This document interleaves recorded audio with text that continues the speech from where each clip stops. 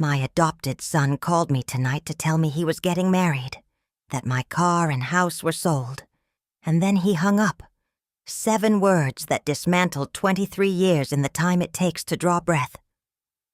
I'm sitting in this kitchen that no longer belongs to me, and I keep replaying his voice, so calm, so businesslike, like he was ordering groceries instead of erasing me from my own life. Atlas, the boy I raised from 23, who called me Mama, who I trusted with everything. Tonight I learned that some hungers never heal. They just learn to hide better. I was 74 when Atlas came into my life. A grown man who needed what I had plenty of to give. Love, stability, a place to call home. The social worker brought him to my door on a Tuesday morning in March. She carried a manila folder thick with paperwork and explanations I didn't need to hear. I'd seen that look before. The careful way someone holds themselves when they've learned not to expect kindness. Atlas stood behind her, everything he owned stuffed into a paper grocery bag. 23 years old, but his eyes carried decades. The kind of weariness that settles into your bones when you've been passed around like an unwanted gift. "Mrs. Washington, this is Atlas Finch," the social worker said. "He's been in our transitional program for aging out of foster care." I looked at this man-child on my doorstep, tall and lean, hands shoved deep in his jacket pockets. He wouldn't meet my eyes. Couldn't or wouldn't, I wasn't sure which. "You can call me Minerva," I told him. "Or Mama, if you want. Whatever feels right." He flinched at the word Mama, like it was something sharp. The social worker rattled off his history. 8 years old when he entered the system. Bounced between 12 different homes. Aged out at 18 with nowhere to go. 5 years of struggling, trying to make it on his own. "He just needs stability," she explained. "Somewhere safe while he gets on his feet." I'd heard enough. "How long you planning to stay, son?" Atlas finally looked at me. His eyes were brown and careful.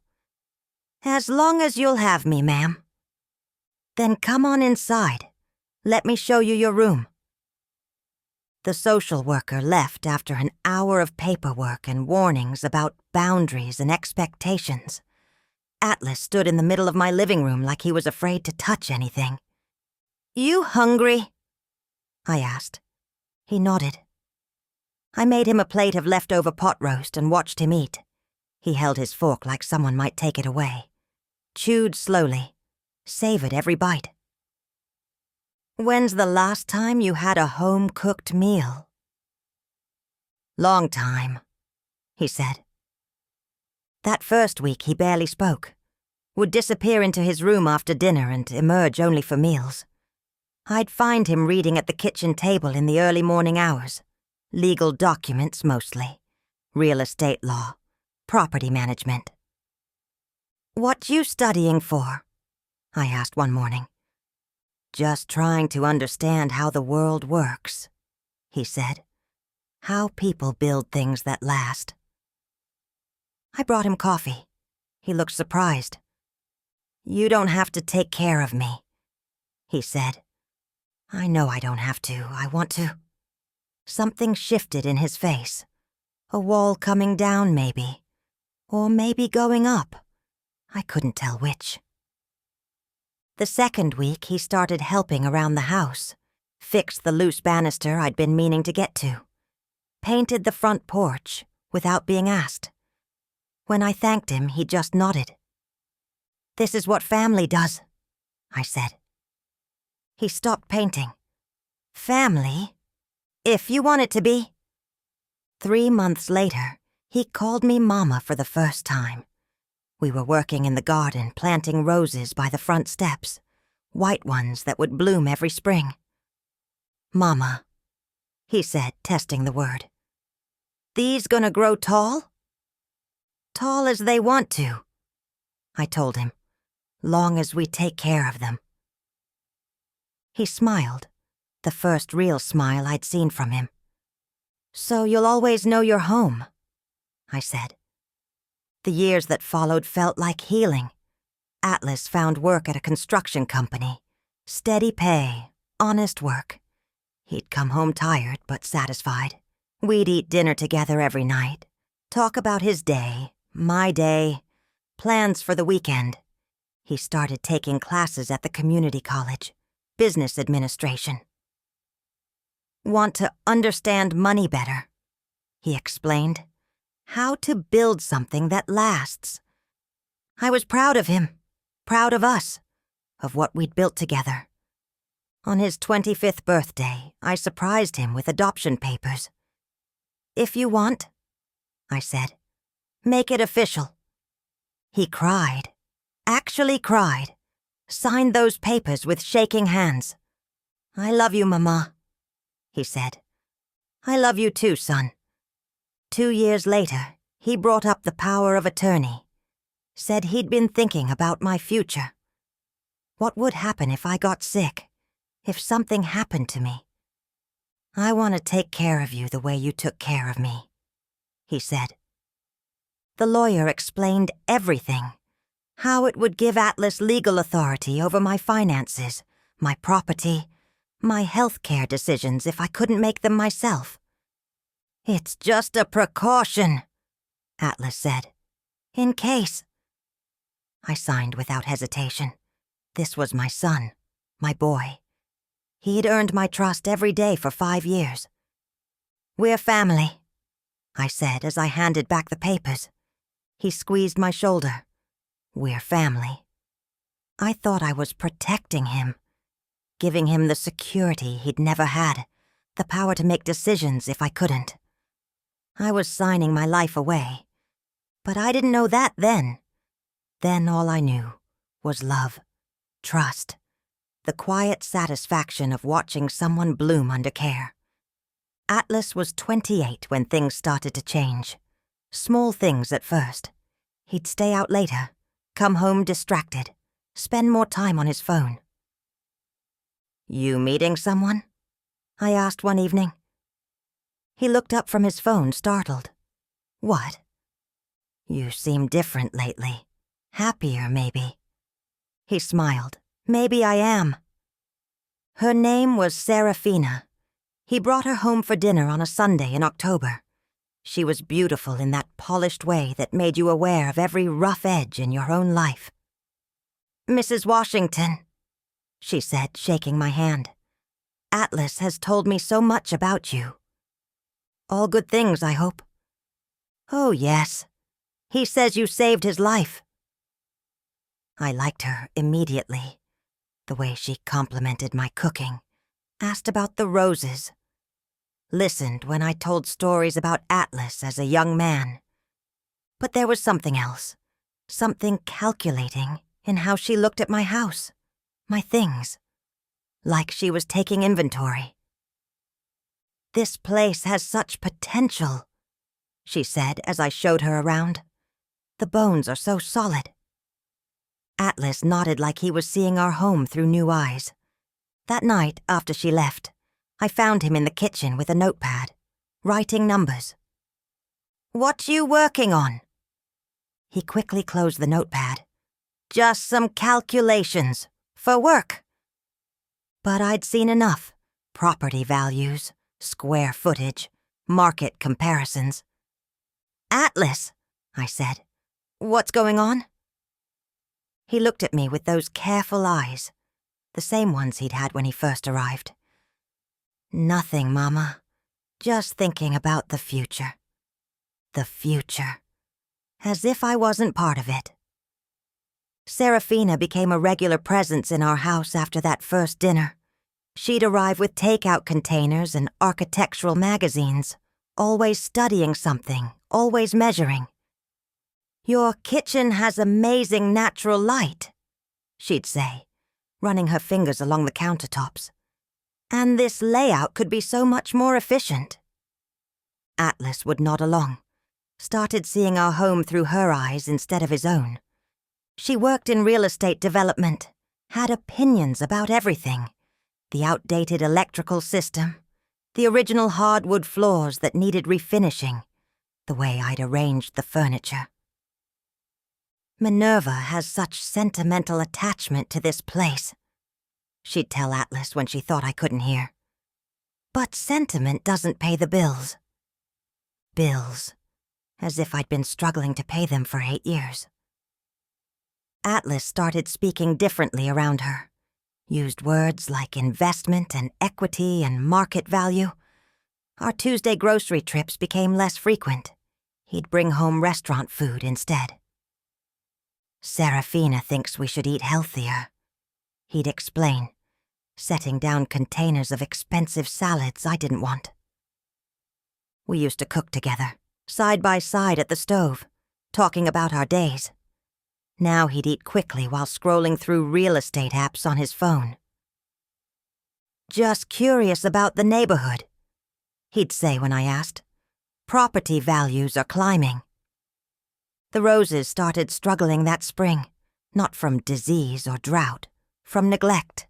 Atlas would walk past them without seeing, his mind occupied with calculations that didn't include me. The garden needs attention, I mentioned one morning. He looked up from his phone. Maybe we should hire someone. You shouldn't be doing that kind of work at your age.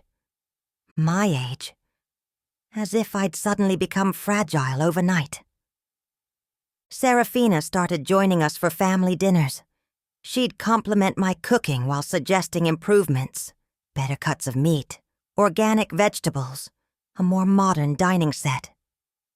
This table is so vintage, she'd say, running her hand across the wood where Atlas and I had shared thousands of meals. But it takes up so much space. Atlas would nod like he'd never noticed how perfectly the table fit our life. She had ideas about everything. The living room needed updating. The bathroom was too small. The basement had potential for renovation. This whole house could be transformed, she'd tell Atlas. Or the lot could be worth more than the structure. The lot. As if my home was just empty space waiting to be developed. I started finding real estate flyers under my morning newspaper. Glossy photos of modern condominiums and assisted living facilities. Properties with names like Golden Years Manor and Sunset Ridge. Serafina thought you might find these interesting, Atlas explained when I asked. Just exploring options for the future. Options. As if staying in my own home wasn't one of them. The applications were already half filled out. My name written in Atlas's careful handwriting. My social security number. My income information. Everything they'd need to process my placement somewhere else. It's just preliminary research, he said. In case you ever want to downsize. Downsize? The word made my chest tight. Our conversations became shorter, more practical. Less about feelings and more about logistics. He'd mention maintenance costs and property taxes like they were new concerns. You're sitting on a gold mine, Mama, he said one evening. This neighborhood is about to explode in value. Explode. As if that was something to celebrate. Serafina started staying overnight. I'd find her in the kitchen in the morning, making coffee in my cups and reading my newspaper. She'd moved in without anyone asking my permission. Good morning, Minerva, she'd say, like she belonged there. Sleep well? She'd rearranged my spice cabinet, organized my pantry, made improvements I hadn't requested.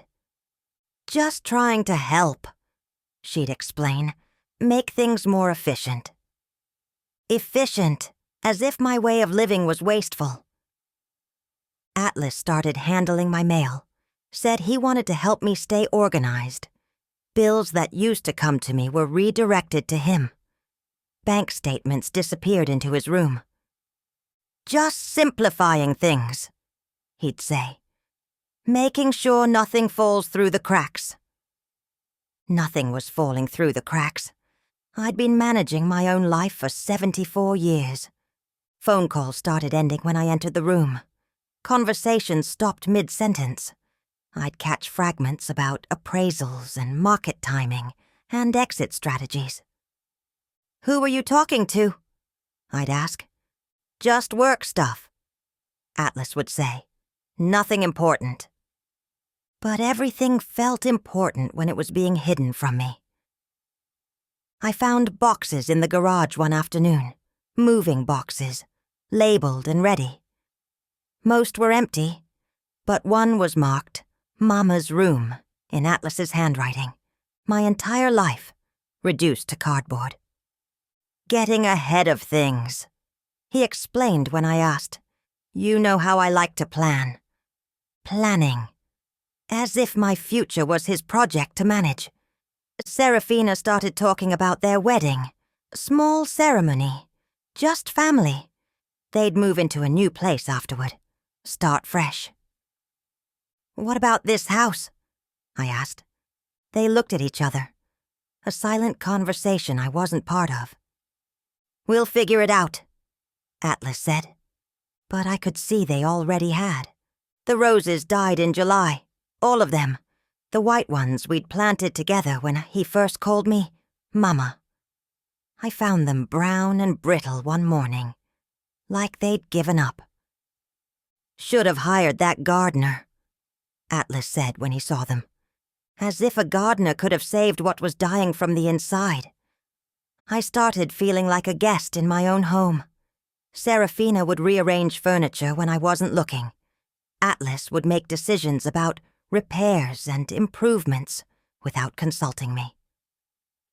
"We're just trying to maintain the property value," he'd explain. "Property value.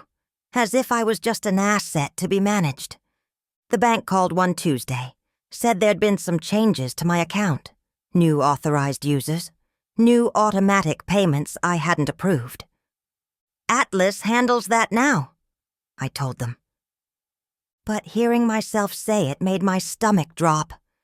I'd given him power of attorney to protect him, to make sure he'd be taken care of if something happened to me.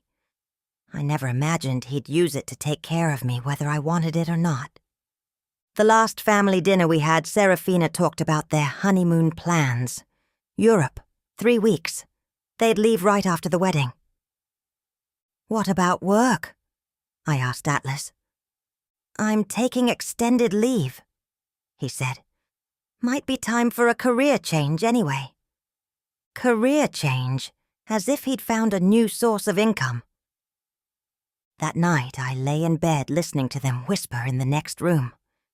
Couldn't make out the words, but the tone was clear. Plans being finalized, timelines being confirmed. I was being managed out of my own life. The next morning I watched Atlas load his car with boxes. Legal documents, photo albums, the small things that mattered to him. Everything that connected him to this house and to me. "Running errands," he said, kissing my forehead. It felt like goodbye. But I told myself I was imagining things. That love doesn't disappear overnight. That the boy who'd called me Mama wouldn't erase me from his life. I was wrong about all of it. The final weeks moved with surgical precision. Atlas had become someone I didn't recognize. Efficient, cold, methodical in ways that chilled me to the bone. He'd wake early and leave with folders full of documents, legal papers, property records, bank statements, all the pieces of my life organized into neat stacks. "Important business," he'd say when I asked where he was going. Business. As if I was a transaction to be completed.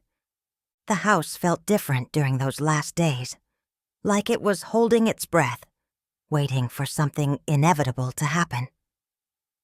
Atlas moved through the rooms like he was taking inventory. "We should really update the insurance," he mentioned one morning. "Make sure everything's properly valued." Valued. The word hung in the air like smoke. I started watching him more carefully. The way he'd measure rooms with his eyes, how he'd tap walls and check fixtures. He wasn't seeing our home anymore. He was seeing square footage and market potential. Serafina came by less often. When she did, she spoke in hushed tones with Atlas. They'd stop talking when I entered the room, smile at me like I was a child who'd wandered into adult conversation. "Just wedding planning," she'd explain. So many details to work out. Details. As if my future was just another item on their checklist. The phone calls became more frequent. Atlas would disappear into his room for hours. I'd hear fragments through the walls, numbers, dates, confirmations of things I wasn't supposed to know about. "Who keeps calling?" I asked one evening. "Work stuff," he said. "You know how it is." But I didn't know how it was. He'd stopped telling me about his odd job months ago. Stopped talking about anything real. I found the house appraisal report in his car one afternoon. Professional photos of every room, detailed measurements, market comparisons. The estimated value was more than I'd ever imagined. "What's this for?" I asked, holding the papers. He took them from my hands, gently but firmly. "Just routine documentation.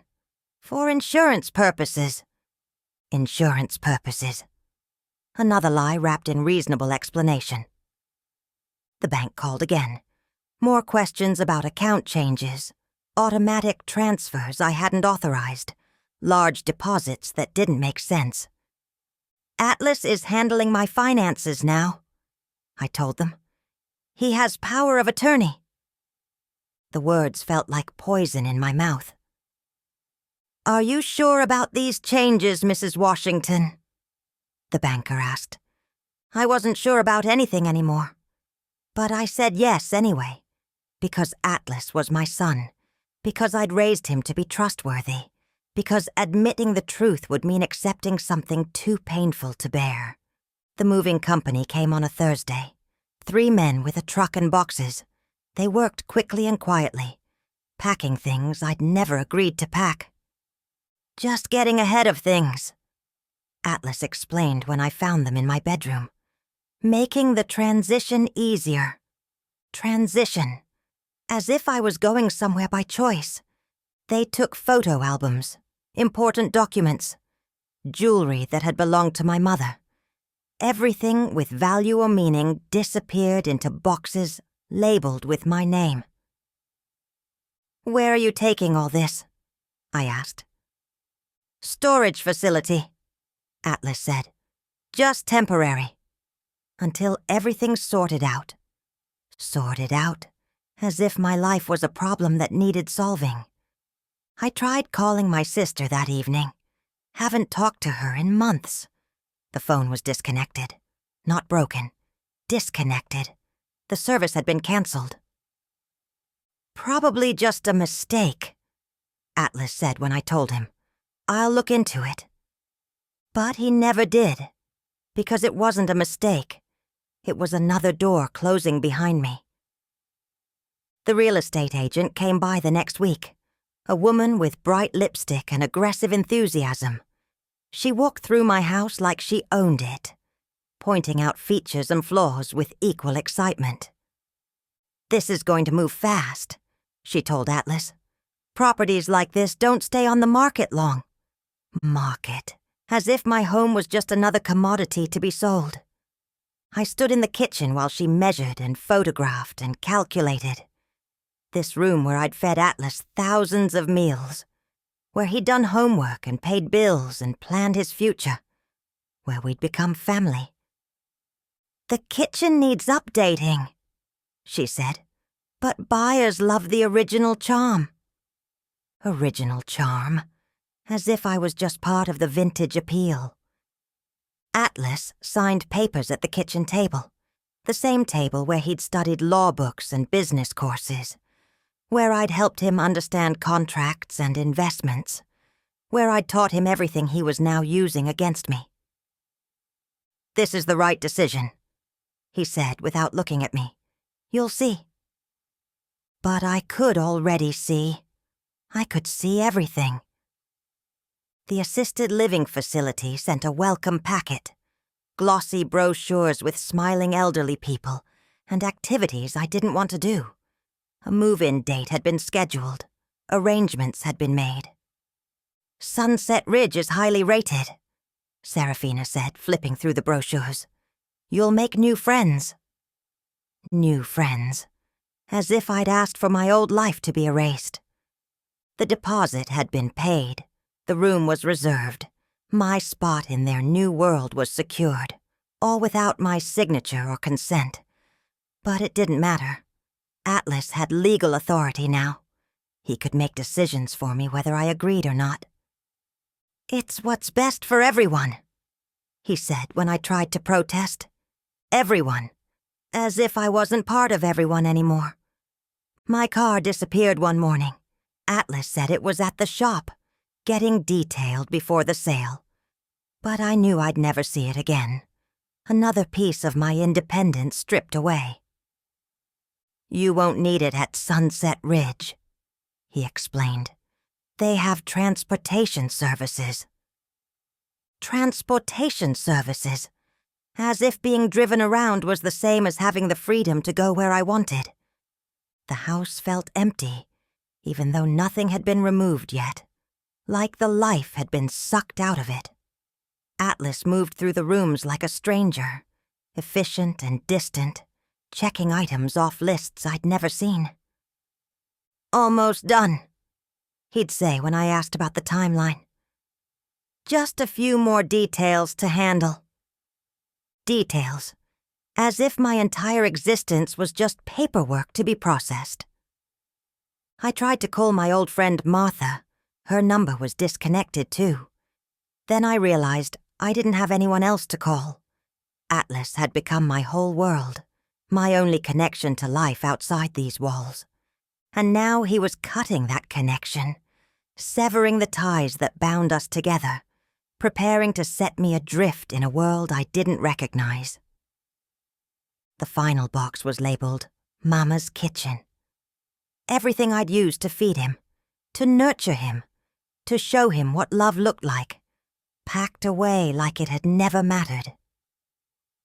"You can cook in the communal kitchen at Sunset Ridge," Atlas said. "They have all the modern equipment." Modern equipment, as if the problem was my outdated tools, and not the fact that I was losing my home. That last night I sat in the kitchen and tried to remember what it felt like to believe in family, to trust someone completely, to give your heart to another person and know they'd treasure it. I couldn't remember. The feeling was gone, erased by months of careful manipulation and systematic betrayal. Tomorrow Atlas would make his final move, the call that would end everything we'd built together, the words that would reduce 8 years of love to a business transaction. But tonight I sat in my kitchen one last time, surrounded by the ghosts of better days, waiting for the blade to fall. The phone rang at 7:43 that evening. I was in the garden covering the last struggling roses before the frost, trying to save what could still be saved. Atlas's voice sounded different when I answered. Cleaner. Like he'd shed something heavy and could finally breathe.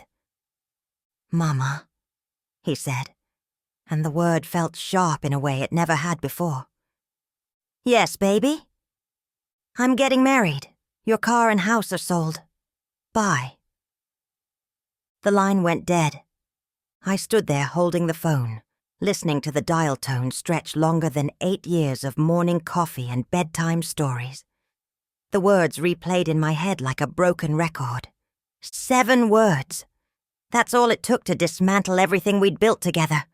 I walked back inside the house that no longer belonged to me.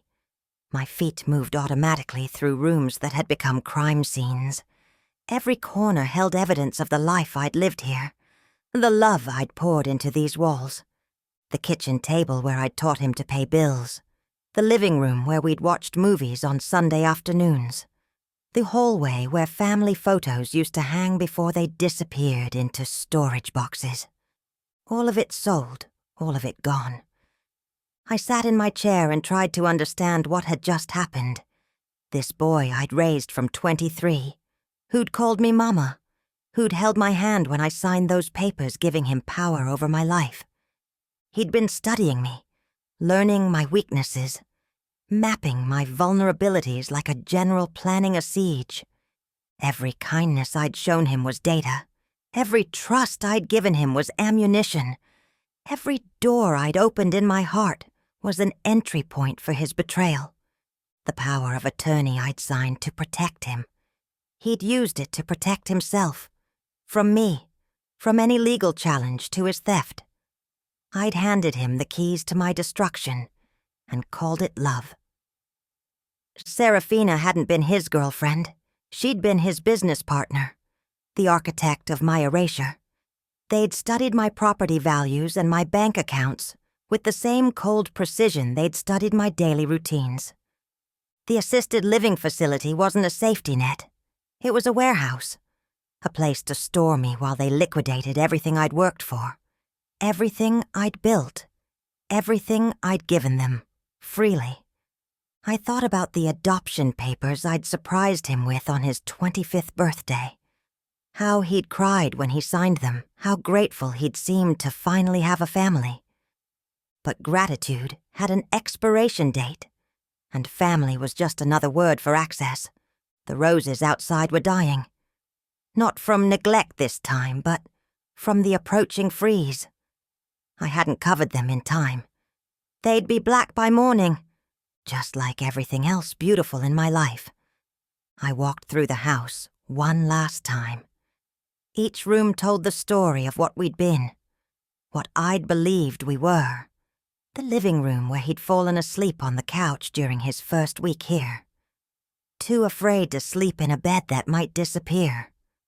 The kitchen where he'd learned to make my coffee just the way I liked it. 2 sugars, splash of cream. He'd bring it to me every morning before work. A small ritual that made us both feel needed. The hallway where he'd hung his first paycheck, framed it like a diploma. "Look, Mama," he'd said, "I'm contributing. Contributing. As if love was a transaction with measurable returns." My bedroom where he'd sit with me when I was sick, reading to me from books he'd borrowed from the library, taking care of me the way children should care for their parents. But I'd never been his parent. I'd been his Mark. The garage where those moving boxes waited. My entire life reduced to cardboard and packing tape, ready to be transported to whatever small room they'd allocated for my final years. I wouldn't be going to Sunset Ridge. I couldn't. Wouldn't give them the satisfaction of completing their plan exactly as designed. The suitcase I'd packed for my supposed move to the facility sat by the front door. Everything I owned now fit in one bag. Everything else belonged to them. I picked up the suitcase and walked toward the door. My hand on the knob, I turned back one last time. This house had been my sanctuary, my safe place, the first real home I'd ever owned. I'd painted every room, planted every flower, made every meal with love. Now it was just real estate, square footage and market value, profit margins and investment returns. I thought about the boy who'd arrived with everything he owned in a paper bag. How small and afraid he'd seemed. How desperately he'd needed someone to believe in him. I'd believed in him completely, and he'd used that belief to destroy me. But I wasn't destroyed. Devastated, yes. Betrayed beyond repair. But not destroyed. Some betrayals are so complete, they become their own form of honesty. Atlas had shown me exactly who he was. Not the grateful son I had imagined, but a predator who'd learned to mimic love until it was profitable to stop. I'd raised him to be self-sufficient, to understand how money worked, how to build something that lasted. He'd learned all of it, then used those lessons to take everything from the woman who'd taught him. The irony was almost beautiful. In trying to save him, I'd created my own destroyer. I opened the door and stepped into the cold night air. The porch light cast long shadows across the yard. The roses were already wilting in the frost. Tomorrow, Atlas and Seraphina would wake up wealthy. They'd have their wedding and their honeymoon, and their new life built on the foundation of my losses. They'd probably never think about me again. The old woman who'd served her purpose and been discarded. The investment that had finally paid off. But I would survive this. I'd survived foster care and poverty and loneliness before Atlas came into my life. I'd survived believing in love when love was just another word for opportunity. I'd find somewhere else to live. Some small apartment where I could start over. Again. At 74, I'd rebuild from nothing. Again. The bag in my hand held everything I had left, but it also held everything I needed. The strength to keep going. The wisdom to never trust so completely. Again. The knowledge that some families are chosen and some are performed. I walked down the driveway for the last time, past the dying roses, past the mailbox with my name on it, past the life I'd built and lost, and somehow survived. The street was empty, the houses dark, everyone else safe in their beds, trusting that morning would bring familiar comfort. I envied them that certainty, but I didn't need it anymore. Some betrayals teach you things about yourself you never knew. Tonight I learned I was stronger than my love, tougher than my trust, more resilient than my hope. Atlas had taken everything from me, except the one thing that mattered most, my ability to keep going. The cold bit through my coat as I walked toward whatever came next. But I kept walking, one foot in front of the other, into the darkness, and toward whatever light waited beyond it.